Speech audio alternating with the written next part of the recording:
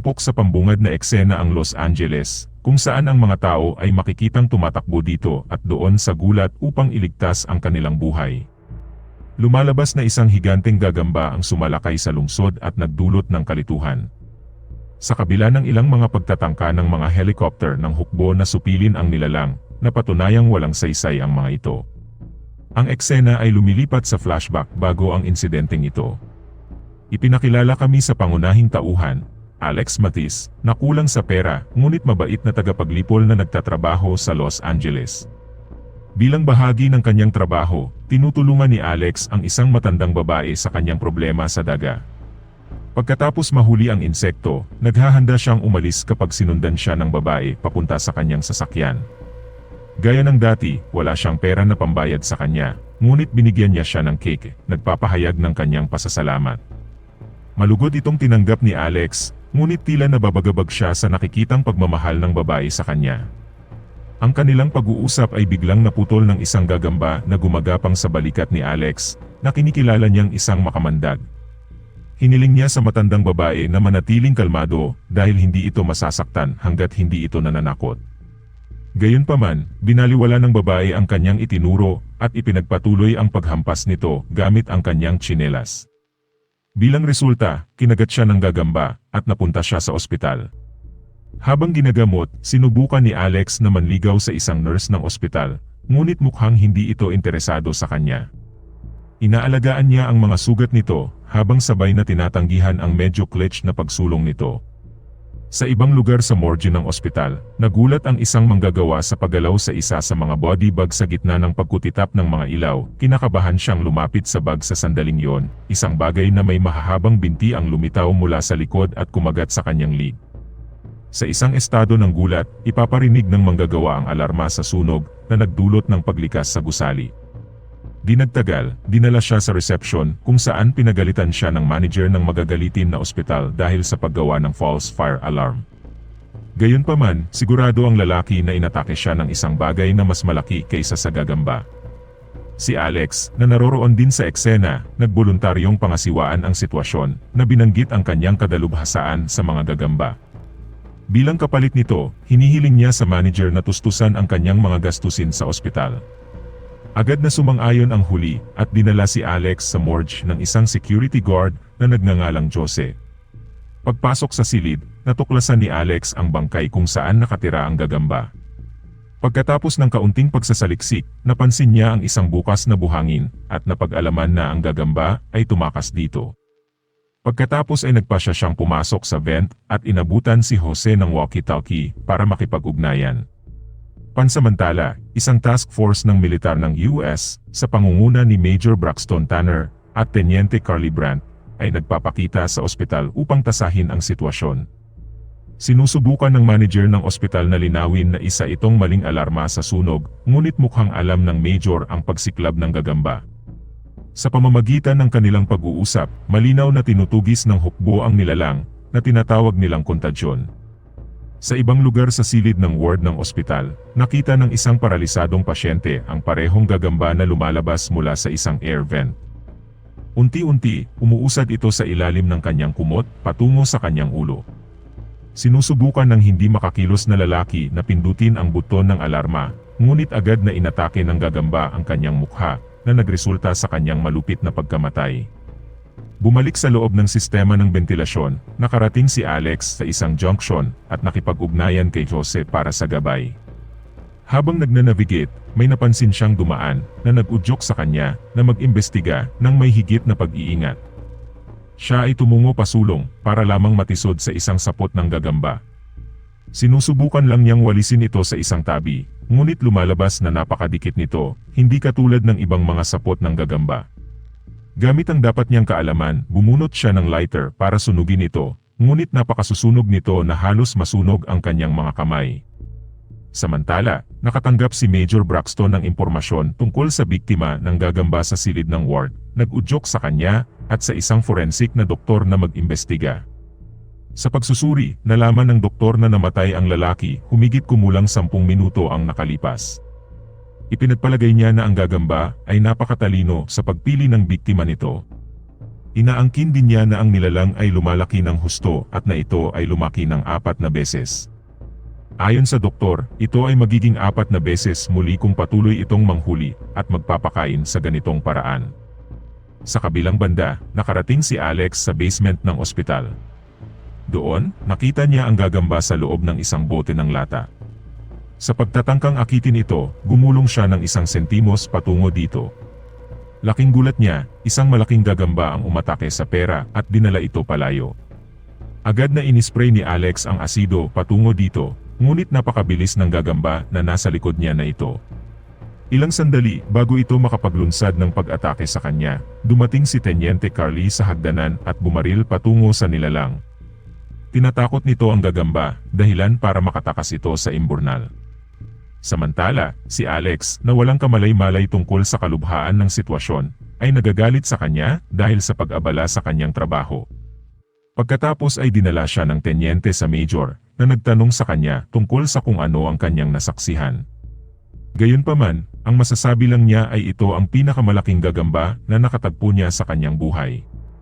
Nang malaman na walang gaanong impormasyon si Alex tungkol dito, hiniling ni Major Braxton kay Teniente Carly na escort siya palabas. Sa paglabas ng dalawa sa ospital, paulit-ulit na hinihiling ni Alex sa kanya na payagan siyang tumulong sa militar, ngunit tumanggi siya. Pinipilit din niya ang higit pang impormasyon tungkol sa gagamba, ngunit walang sinabi si Carly. Bago maghiwalay ng landas, nagpapalitan silang dalawa ng kanilang mga card, humihiling na tumawag kung kinakailangan. Pagkaalis ng tenyente, kinukumbinsi ni Jose si Alex na ipagpatuloy ang kanilang pagtugis dahil maaaring ito ang pinakamahalagang bagay sa kanilang buhay. Sa paglaon, isang lalaking walang tirahan ang gumagala sa loob ng imburnal sa pag-asang makahanap ng makakain. Sa panahong ito, napansin niya ang 1 sentimos na naka-embed sa isang spiderweb. Sinunggaban niya ito ngunit lumitaw ang gagamba mula sa likuran. Nagwiwisik ito ng malaasid na likido sa mukha ng pulubi bago siya pinatay.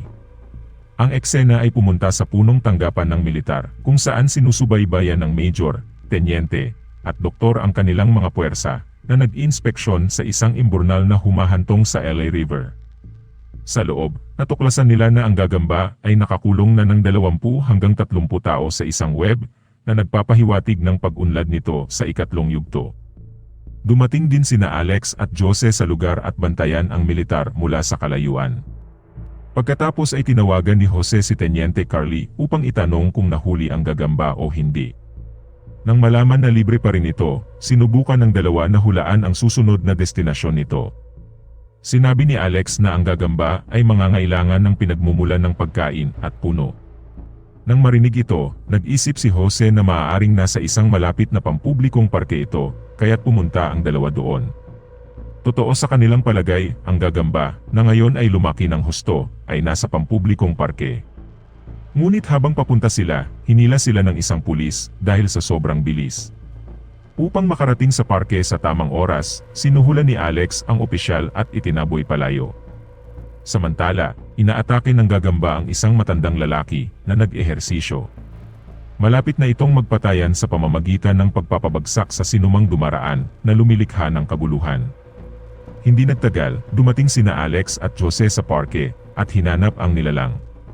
Noong una ay nagpasya si Alex na iram ito gamit ang kanyang truck, ngunit nagbago ang isip niya pagkatapos masaksihan ang napakalaking laki nito. Habang siya ay nagmamaneho, sinimulan silang tugisin ng gagamba sa parke. Sa sagitna nito, tinawagan ni Teniente Carly si Alex, na nagbabala sa kanya na malapit na siya sa isang labanan ng militar. Ngunit bago niya mabago ang kanyang direksyon, pinaputukan ng militar ang nilalang. Isang malaking labanan ang naganap, ngunit nakatakas ang gagamba sa kalapit na kakahuyan. Pagkatapos nito, lahat ng mga sundalong militar, kabilang si Teniente Carly, ay nag-armas sa kanilang sarili ng karagdagang mga sandata at naghahanda na tugisin ang nilalang. Si Alex, muli, sinubukang kumbinsihin ang tenyente na payagan siyang samahan sila, ngunit tumanggi siya. Pinahahalagahan niya ang anumang ginawa nito hanggang ngayon, ngunit hinihiling niya sa kanya na umiwas sa gulo. Pagkatapos ay nakipagsapalaran ang mga sundalo sa kakahuyan at sunod-sunod na tambangan. Sa gitna ng kaguluhang ito, na-stuck si Teniente Carly sa napakalagkit na spiderweb.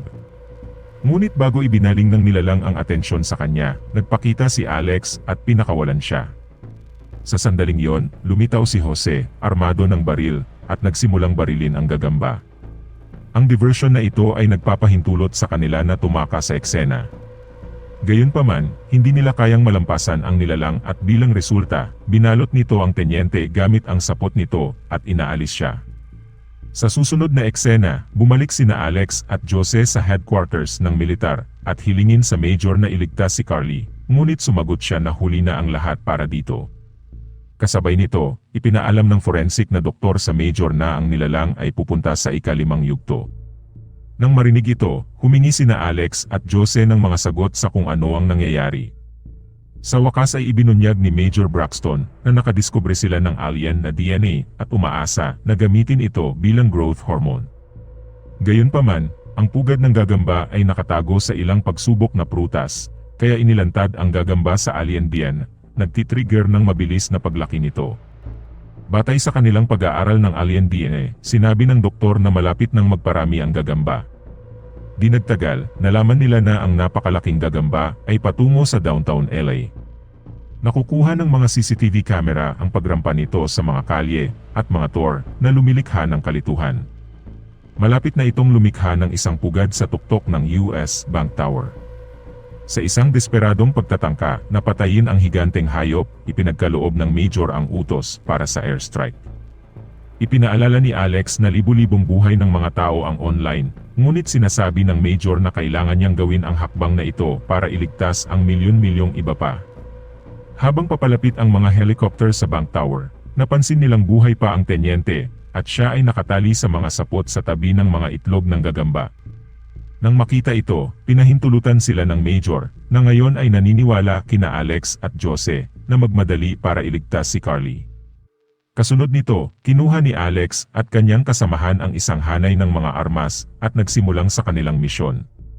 Lumalaban sila sa oras, na may airstrike ilang minuto lang at nagsisimula ng mapisa ang mga itlog ng gagamba. Sa kanilang daan, napag-isipan ni Alex na ang pagbaril sa spinneret nito ay maaaring pumatay sa malaking asno na gagamba. Pagdating nila sa Bank Tower, sumakay ang duo ng elevator para makapunta sa tuktok. Pagdating doon, sinimulan nilang palayain si Carly pati na rin ang iba pang mga nakulong na biktima.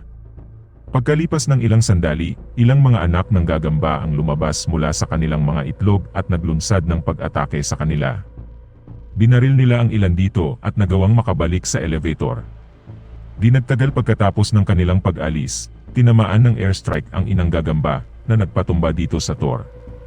Sa paniniwalang natapos na ang banta, tinawagan ng Major si Alex at pinuri ang kanyang matapang na gawain. Gayunpaman, lumalabas na ang panganib ay hindi pa nalulutas, habang ang gagamba ay bumangon muli. Desididong wakasan ang banta, kumuha si Alex ng rocket launcher, at pinaputok ito sa spinneret ng spider, sa wakas ay tinapos ito. Kasunod ng kaganapan, sina Alex at Carly ay nagbabahagi ng isang marubdob na yakap at halik sa gitna ng kalsada, na minarkahan ang simula ng kanilang bagong relasyon. Nang makita ito, pabirong hiniling ni Jose sa kanila na kumuha ng kwarto. Sa isang mid-credit scene, tinawagan ni Major Braxton si Alex para ihatid ang isa pang paparating na issue. Sa background ng tawag, ipinakita ng video monitor ang isang higanteng ipis na umaakyat sa Statue of Liberty. Mag-subscribe para sa higit pang mga video tulad nito, i-on ang abiso at mag-iwan ng like para makatulong sa aming channel. Hanggang sa muli, salamat sa panonood.